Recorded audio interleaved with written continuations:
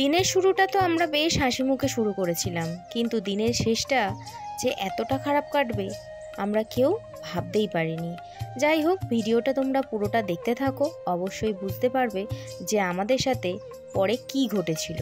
আজকে সকালে আমরা টিফিন করব রুটি আলু ভাজা, আর এই যে এই টিফিনগুলো দেখছো এটা যাবে হচ্ছে কাকা শ্বশুরের রেশন দোকানে। কাকা শ্বশুরের রুটি আর যাবে হচ্ছে কাকা শ্বশুরের সাথে যে কাজ করেন ওনারও। তো যাই হোক, ওনাদের টিফিনটা আমি দিয়েছি, তারপরে চলে এসেছিলাম সবজি কাটতে। আর মেয়ের তো শরীর খারাপ তোমরা সবাই জানোই, এই যে মেয়েকে এখানে ওষুধটা দিচ্ছে, আর হোমিওপ্যাথি ওষুধটা এত বাজে খেতে মানে বলার মতো না। আর সেই ফাঁকে ওকে ওষুধ খাইয়ে দিয়ে এবার আমি ছেলেকেও পড়তে বসিয়ে দিয়েছি। আর মেয়ে হয়তো যাচ্ছিল দোকানে, যাই হোক সেটা আর মনে নেই। আর আমি এদিকে সবজি কেটে নিচ্ছি রান্নাবান্না করার জন্য, কেননা আজকে তো রান্নাবান্না হবেই যেহেতু সবার একসাথে, সেই জন্য। নমস্কার বন্ধুরা, সবাই কেমন আছো? আশা করছি সবাই ভালো আছো, সুস্থ আছো, আর আমরাও সবাই ভালো আছি। আর আজকে কি বার? আজকে বৃহস্পতিবার। আজকে বৃহস্পতিবার, আর আজকে সকাল থেকে অনেক কাজ, অনেক কাজ বলতে রোজই কাজ থাকে, আজকে একটু বেশি কাজ বলতে আজকে রান্নাবান্নাটা একটু বেশি হবে। তাও জানি না কি রান্নাবান্না হবে। অ্যাকচুয়ালি হয়েছে, আমার শাশুড়ি মা আজকে বাপের বাড়ি গেছেন, ওনার বাপের বাড়িতে কিছু দরকার ছিল, তো সেই কারণে শ্বশুরমশাই আছেন, কাকা শ্বশুর আছেন, তো ওনাদের রান্নাবান্নাটা আজকে আমি করব। তো যাই হোক, সেই জন্য এখন চিন্তা ভাবনা করছি অ্যাকচুয়ালি কি রান্না হবে। তো দেখা যাক, সবজি টবজি কেটে তোমাদেরকে দেখাবো আজকে কি রান্না বান্না হচ্ছে। হ্যাঁ, আরও একটা কথা তোমাদেরকে বলি, যারা আমার চ্যানেলে নতুন আছো প্লিজ আমার চ্যানেলটাকে সাবস্ক্রাইব করে দিয়ে আমার পাশে থেকো, আর ভিডিওটা যদি ভালো লেগে থাকে লাইক কমেন্ট শেয়ার অবশ্যই করো। তো ভিডিওটা দেখতে থাকো। পেঁপে, আলু আর কুমড়ো এগুলো সব কেটে নিলাম। এগুলো সব ফ্রিজের মধ্যে ছিল আর একটু কেমন হয়ে যাচ্ছিল, তো সেই জন্য এগুলো সমস্ত কিছু কেটে নিলাম। এগুলো হবে সেদ্ধ। চলো এবার রান্নাঘরে যাই।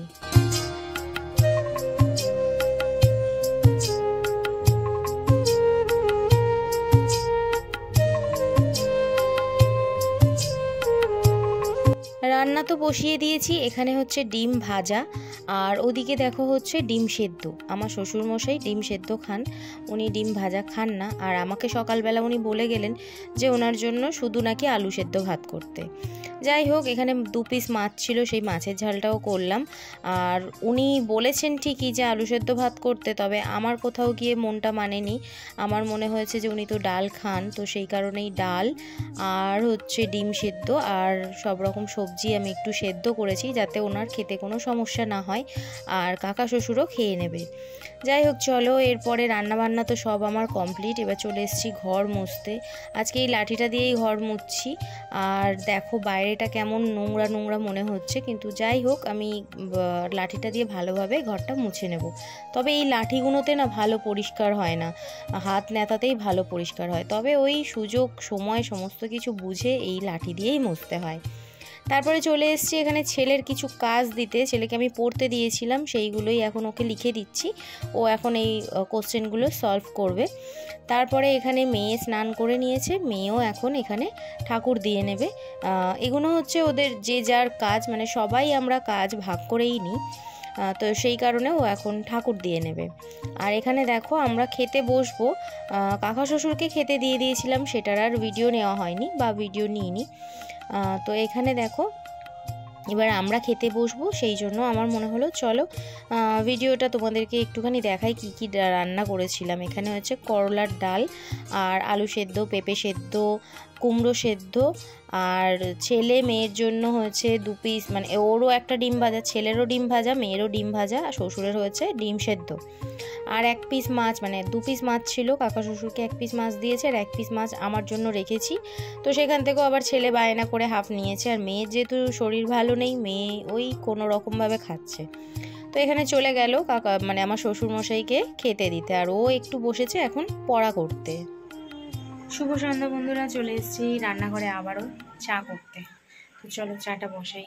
সন্ধেবেলা চা করতে এসেছি, আজকে তাড়াতাড়ি চা করতে এসেছি। বেশিরভাগটাই মেয়ে সন্ধেবেলা চা করে, আর আমি সকালবেলাটা। কেন মেয়ে একটু ওই রান্নার দিকে ন্যাক আছে, মানে বুঝতে পারছো, অনেক বাচ্চারাই থাকে এরকম রান্নার দিকে ন্যাক। তো আমার মেয়ের একটু রান্নার দিকে ন্যাক আছে, তো সেই কারণে এই ম্যাগি বা চা এগুলো করে ও টুকটাক। তো আজকে আমি চা করতে এসেছি, তার কারণ হচ্ছে রেশন দোকানে চা দেবো, আর রেশন দোকানে 3 জন মানুষ, তাই জন্য একটু পরেই দেখবে 3 কাপ চা। তো কাকা শ্বশুর আছে, কাকা শ্বশুরকে যে হেল্প করেন ওনার আছে, তারপর আরেকজন কম্পিউটারে কাজ করেন, একজন লেডিস, তো ওনারও আছে। তো সব মিলিয়ে মোটামুটি 3 জনের 3 কাপ চা আমি করব। আর এখানে দুধ শেষ হয়ে গেছিলো, মেয়েকে বললাম দুধ নিয়ে আসতে।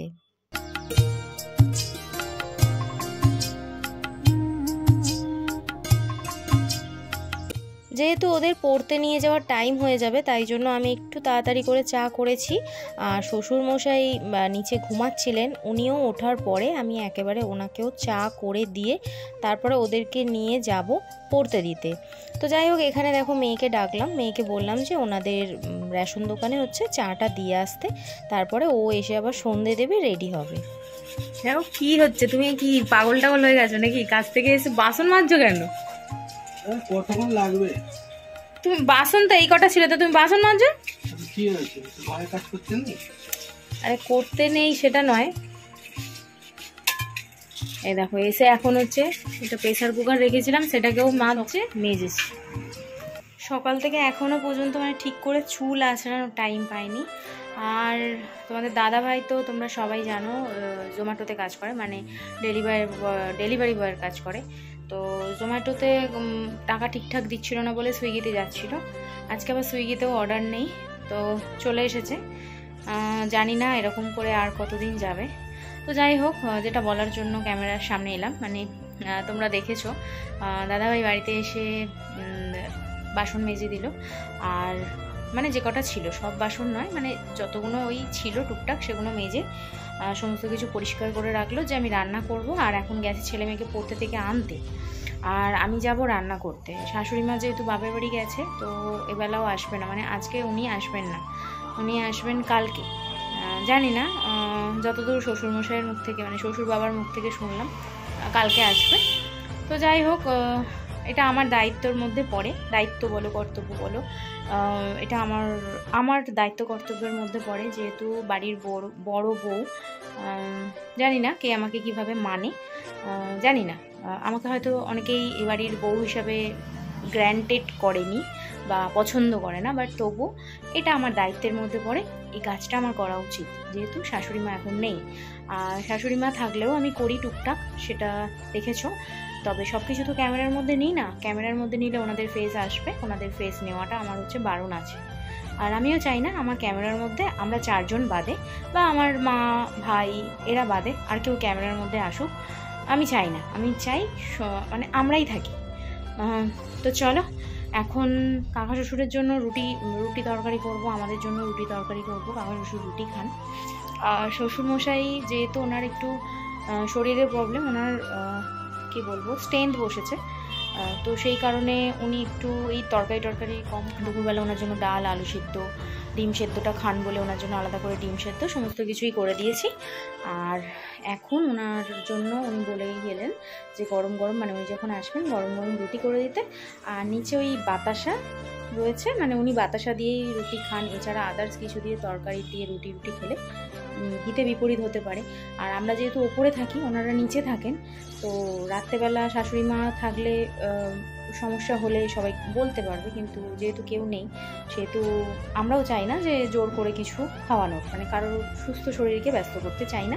তো যাই হোক, চলো, অনেক কিছু বকবক করলাম, এবার রান্নাঘরে যাব। তারপর আবার ছেলে আসবে, ছেলের সাথেও একটু বেরোতে হবে, মানে ছেলেও কি আর বলবে। রাত্রিরে যেহেতু কাকা শ্বশুর ওই সবজি খান, তো সেই জন্য আমার কাছে যে সবজিটা ছিল আমি সেটাই বসিয়ে দিলাম। এটাই একটুখানি ভাজা ভাজা করবো না, একটু জল দিয়ে একটু রসা রসা টাইপের করব, তাহলে খাওয়া হয়ে যাবে। আজকে আবার পড়েছি ফ্রিজ নিয়ে সমস্যা, ফ্রিজের একটা কি বিকট আওয়াজ হচ্ছে, কি যে হবে আমি বুঝতে পারছি না। কেন যে এরকম আওয়াজ হচ্ছে তাও বুঝতে পারছি না। রান্না করতে করতে এসে দেখলাম ফ্রিজে একটা বাজে বিকট আওয়াজ আসছে, তো সেই জন্য আমি ফ্রিজটা বন্ধ করে দিয়ে আবার সামনের দিকে টেনে নিয়ে আসলাম দেখার জন্য। আর তখন তো তোমাদের দাদাভাই গেছিলো বাচ্চাগুলোকে আনতে, তো নিয়ে আসার পর ও দেখছিল যে খুব বাজে আওয়াজ হচ্ছে। তারপরেও আমি একবার ফ্রিজটা চালালাম, কিন্তু আওয়াজ হতে হতে অটোমেটিক ফ্রিজটা বন্ধ হয়ে গেছিলো। ফ্রিজের লাইন ছিল, সমস্ত কিছু ছিল, কিন্তু ফ্রিজে কোনো কুলিং হচ্ছিল না। সেই জন্য আবার আমরা মিস্ত্রির সাথে কথা বলি, সে আসবে রবিবার। যাই হোক, দেখা যাক কি হয়।